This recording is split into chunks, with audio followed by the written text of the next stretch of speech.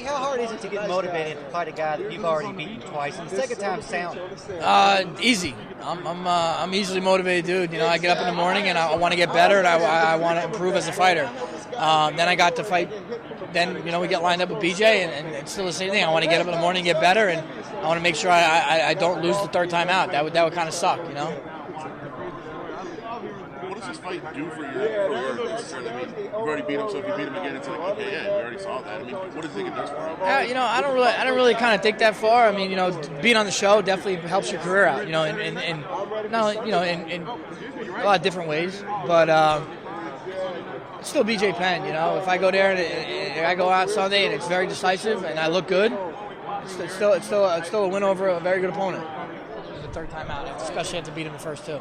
Did it take anything out of you or your concentration-wise of being a coach? You felt like maybe you couldn't concentrate enough on your own business? Not at all, because we filmed the show in October, November, and then we had such a break until the fight. So I had plenty of time to focus on myself.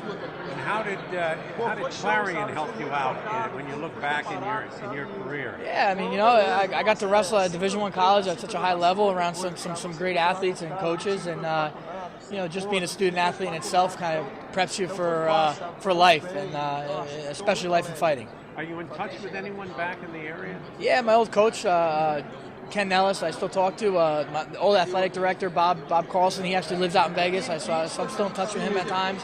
And, of course, some of my former teammates. How did BJ change from the first fight to the second fight that you fought him?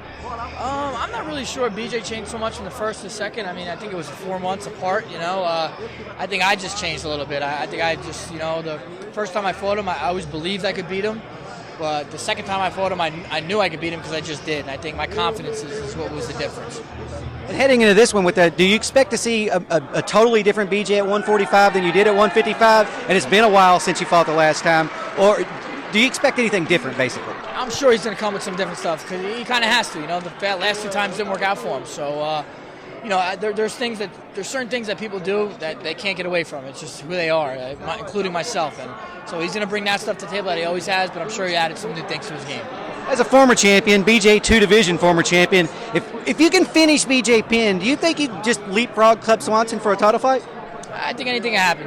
The fight game's a funny thing. It's not always the most deserving or who's in line. It's kind of just who ends up in the right place at the right time. And I think a finish over BJ would be a feather in my cap. No one's really done it. I think he's been finished once in between rounds, but no one's really done it in a fight. So, if I could say a perfect fight, that'd probably be the way it goes.